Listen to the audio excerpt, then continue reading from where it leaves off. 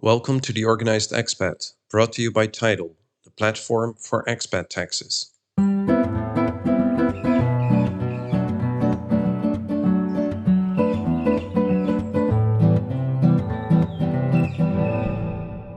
Hey Laurens, we have to talk about the Beckham Law because we're getting many questions from clients. Yep. So please help us out. I'm just going to throw a few questions at you and I hope you can help us out here. So first of all, what is the Beckham Law? Yeah, the Beckham Law is Spain's expat regime, where they're looking to attract foreign talent. People that relocate directly to Spain, and they will have some tax advantages. And it's named after David Beckham when he moved to Real Madrid in 2003. So that's the background of the rule. It was basically, let's say made for him, more or less. Tailor-made rule for him. So we have NHR in Portugal, we have Impatriate regime in Italy, and in Spain, this special regime is often referred to as the Beckham Law or Beckham regime. So that's the background of the Beckham Law. And who's eligible? Eligible. First of all, you have the non-residency requirement. So in the 5 years prior to your move to Spain, you cannot have been a resident of Spain. So that also means that Spanish people who leave the country and let's say come back after 10 years, that they're eligible to apply. Let's say if you lived in Spain 3 years ago already, up until 3 years ago, then you cannot apply any longer. And you see that very often, also in Portugal and in Italy, you see that you have to be out of the country for a while before you can move back into the country in order to be eligible. Exactly, yeah. And then a second one is that you need to be recruited directly from abroad.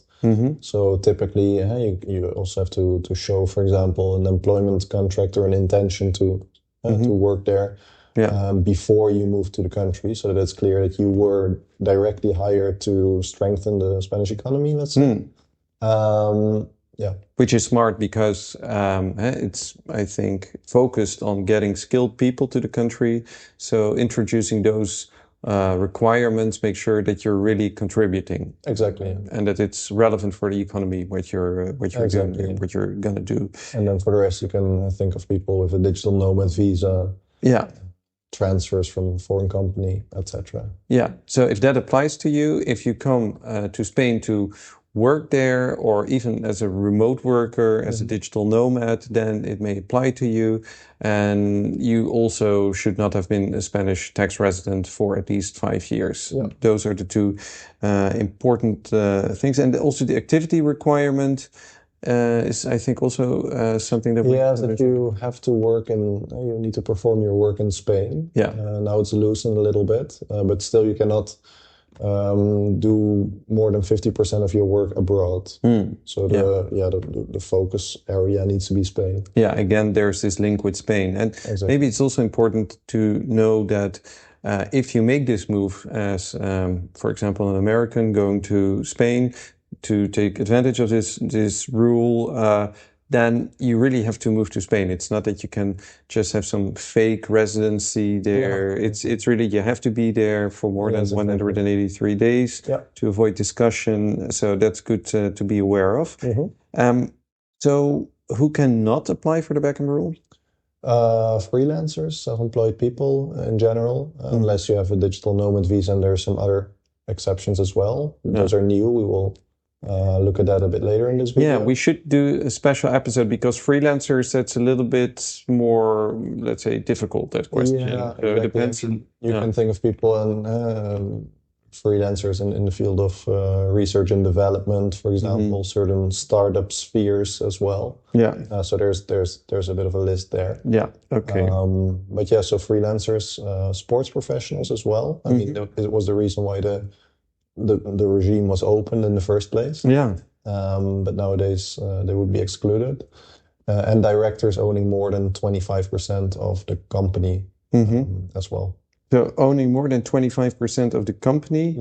So you cannot set up your own company and come to Spain? Exactly. That's what it is. Yeah. But the sport professionals is an interesting one because David Beckham wouldn't be able to make use of this regime anymore, or I don't know whether he's still playing. No, he's not probably playing not. So yeah, but maybe as a I don't know, as a skill. He has his own club. Okay, so yeah, and probably he's already quite settled. Okay, tax benefits. So what can you expect once you have this? Yeah, it's 24% flat tax up until 600,000. So that's the main takeaway here. Yeah. And all income above that, that's taxed at the normal rate, so the highest rate is 47%. Yeah. So then again, let's say if you earn 1 million, it doesn't mean that 1 million is suddenly taxed against 47%. It's the excess above 600,000, so the first 600K. Yeah. Those are taxed against a flat tax rate. Yeah. So you have two steps. First step is 24% for the 600,000, and for the remaining 400,000, if you make 1 million, that would be taxed at 47%. Exactly. Okay, and that's Spanish-sourced income, because that's what you look at. Yeah, exactly. So we're talking about Spanish-sourced income because with your worldwide income, so foreign income sources are generally exempt, which is also a big benefit. Which is also a big benefit, and also you see often in these kind of expat regimes is that they exempt foreign sourced income because then you have, it takes less time to report your income and everything, so it's a lot easier. Yeah. Maybe one thing to look at then are capital gains, because sometimes with capital gains it's a bit hard to determine or to guess if the capital gain is Spanish sourced or foreign sourced. Yeah. So let's say if you're talking about cryptocurrencies, for example, and you live in Spain, then that will typically be seen as a Spanish sourced income, because otherwise it would also be difficult to assign another country to that. Yeah. If you were talking about real estate abroad, that would be a foreign sourced capital gain if you sell that. But tax treaties, more often than not, say that a capital gain, if you live in a country, that is sourced in that country, even if you sell a company that you had abroad. Yeah. So sometimes you see that there's some confusion there. Yeah. But generally speaking, looking at the regimes for skilled workers, very often you see that the country of destination will take their hands off the foreign sourced income. That's a recurring theme that you see often.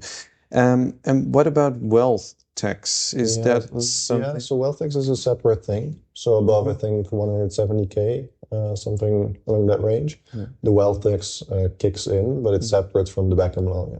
Yeah, it's separate from that. And maybe it's good to know capital gain is when you have a profit, when you sell a certain asset, and wealth is just what you have either in your bank account or in assets, which is fixed. And the capital gain is really a moment that you make a profit. Exactly. Yeah. So a capital gain, a realized capital gain, and the wealth tax is just over your asset value. Yeah. So it's, the actual profit, even if you make one, is not relevant for that. Yeah. How long does the Beckham Law, what's the duration? So it's 6 years, including the year of arrival. That first year is often not a full year, a few months, and then 5 additional years. Yeah. So technically for 6 tax seasons, let's say. Yeah, I see. Which is shorter than the NHR, the old NHR, or also the new NHR. But it's quite good what you get, but it's also a little bit shorter maybe than what you see elsewhere. If you want to apply, now we're really going to the details, but we're getting these questions and we're helping people with that. So maybe a few takeaways or... Yeah, so you have to apply within 6 months of the start of your employment contract. Yeah. So that's typically the date when you register with Spanish Social Security. Yeah. But you can just have the date when your employment starts. You can take that as a proxy, let's say, and within 6 months. You need to register and then provide documentation that proves that you're eligible. So that could be visa status, employment contracts, and everything. Or other details. Then it's just a matter of submitting it, the application to the Spanish authorities, and waiting for the verdict. Yeah. Okay. Last question, I think we already touched upon that. Freelancers, self-employed professionals will do a separate episode on that. We already gave few tips and tricks that you should take into account, whether you're a digital nomad, whether you qualify as an innovative or high-tech activities that can all, let's say, be of influence on whether you are eligible or not. Yes. So for now, that's the Beckham rule, I think. Was it all, Laurens? Yeah, and sometimes we also get questions from US expats if it's specifically interesting for them. So yeah, I would not necessarily say specifically for US expats, but the thing with US expats is that they always have to do 2 tax returns, one in the US, one in Spain, and it's just from a compliance point of view, it's already very nice that you don't have to you don't have to pay tax over most of your foreign sourced income when you're in Spain, because that makes the double. It cuts the paperwork in half. Yeah, it's the double filing that you have to do, US and Spain. That makes it way easier. So that's also what we do at Tytle. So we specialize in those double filings. So for US expats that need help in Spain and in the US, that we can do the filing in both countries and make sure that it's well coordinated.